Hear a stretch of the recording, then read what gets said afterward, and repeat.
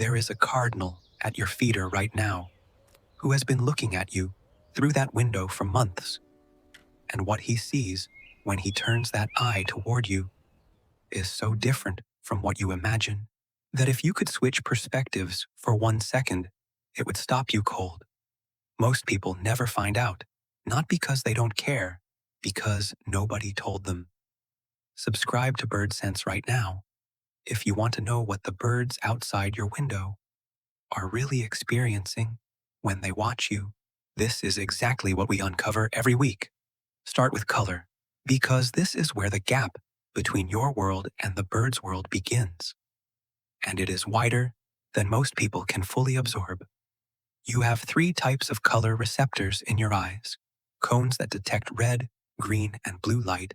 Everything you call color is your brain's interpretation of combinations of those 3 signals. This is normal human vision. It is called trichromacy. Birds have 4. The 4th cone type in most songbirds detects ultraviolet light, wavelengths completely invisible to human eyes. And this is not a minor addition. The difference between trichromatic and tetrachromatic vision is not like adding a 4th color to a 3-color set. It is like trying to imagine a color that has never existed in your experience. You cannot do it. Your brain has no category for it. The visual information available to a bird looking at your yard includes an entire spectrum of light, cooking, that your mind has never processed and has no way to represent. What this means in practice is that the cardinal at your feeder does not look to other cardinals the way it looks to you. Male cardinals have ultraviolet reflective markings in their plumage that are invisible to human observers, but bright, structurally distinct, and loaded with information to other cardinals. The red you see is not the red they see. They see something more differentiated, encoding information about age, health, and competitive status, completely hidden from you, no matter how carefully or how long you look. The same is true of almost every bird in your yard. Goldfinches, chickadees, housefinches, nearly all of them have UV reflective markings that are part of their social signaling system.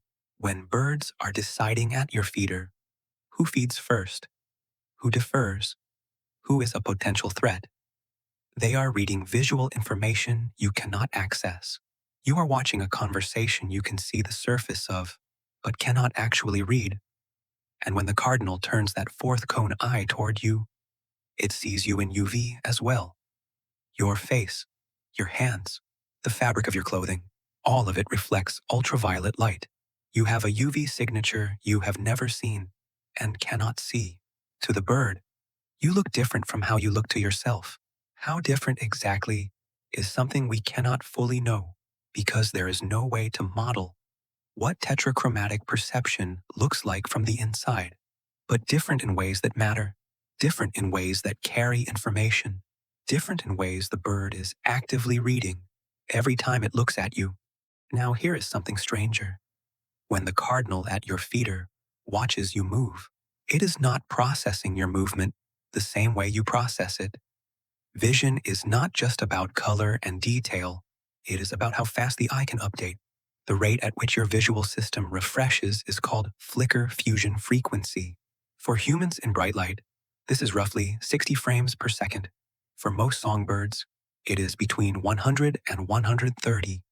What this means is that, from the bird's perspective, you are moving in something that is not exactly slow motion, but is noticeably slower and more readable than its own speed of perception. When you reach for the latch on your back door, when you turn your head toward the feeder, when you shift your weight at the window, the bird has already processed the beginning of that movement, calculated its trajectory, and made an initial threat assessment before you are halfway through it. You feel like you are being calm and still. The bird is watching you at twice your visual frame rate, reading micro movements and postural shifts you don't even register yourself making.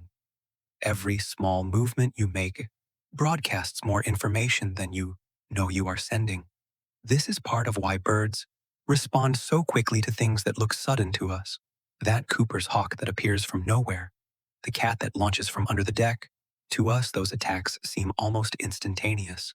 To the smaller birds, there was more time, not always enough, but measurably more than we experienced watching the same event. The bird was running the world at a frame rate your visual system cannot match, and it was running that frame rate on you every single time you stood at the window, thinking you were just watching. And then there is the eye itself. When a bird tilts its head sideways to look at you, it is not looking with both eyes, it is looking with one.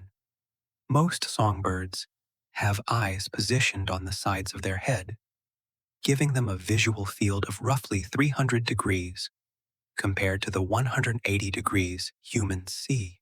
The trade-off is almost no binocular overlap. The zone where both eyes point at the same object simultaneously, which is what creates depth perception.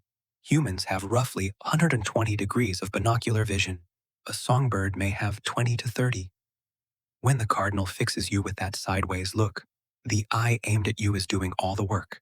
The other eye is looking in an entirely different direction, often monitoring the space behind and beside the bird at the exact same moment. Two separate fields of visual information being processed simultaneously. And research has found that many bird species preferentially use their right eye when examining novel objects or assessing potential threats, and their left eye when monitoring for predators in familiar environments. The bird at your feeder is not just looking at you with one eye. It may be choosing which eye based on whether it has categorized you as a known quantity, Kumoraf, or as something it is still evaluating. You have been looked at with considerably more deliberation than you realized. And finally, the face. Research on bird facial recognition, most extensively documented in corvids, but present across many species, has shown that birds are capable of recognizing individual human faces and retaining that recognition over months and years. The most detailed documentation comes from studies at the University of Washington, where researchers wore specific masks when interacting with crows in the field. The crows reliably recognized those masks and responded with targeted alarm for years afterward, including when the masks were worn by people who had never personally encountered them, and including when students with no prior history with those birds wore the masks and were met with alarm calls based entirely on inherited social information. Your yard birds know what you look like, not vaguely, specifically. The cardinal that visits your feeder every morning has a visual record of your face. It distinguishes you from your neighbor, from a stranger who walked through your yard once, months ago, from the person who came to read the meter. Research on northern mockingbirds found that birds in residential areas could reliably distinguish individual humans who had approached their nests from those who had not, responding with dramatically increased alarm toward the people on record as having come close. You are not a neutral part of your yard's environment to the birds that live there. You are a recognized individual with a behavioral history they have been building quietly and continuously for as long as they have been visiting. So the next time you stand at your window and watch a cardinal tilt its head in your direction, you know now what is happening on the other side of that look. It sees the UV signature of your skin and clothing you have never seen yourself. It processes the relative slowness of your movements at a frame rate you cannot match. It chooses which eye to assess you with based on the category you currently fall into, and it cross-references your face against a stored record of your behavior in its yard, built observation by observation across every morning you have ever stepped outside.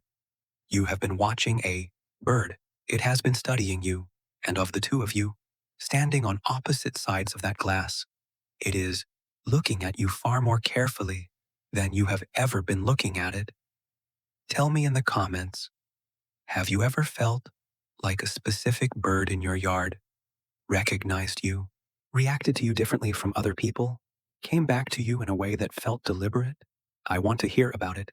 I read every single one. Subscribe to Bird Sense. And if you want to understand why the cardinal watching you has also been building a behavioral file on you, that video is right there waiting for you.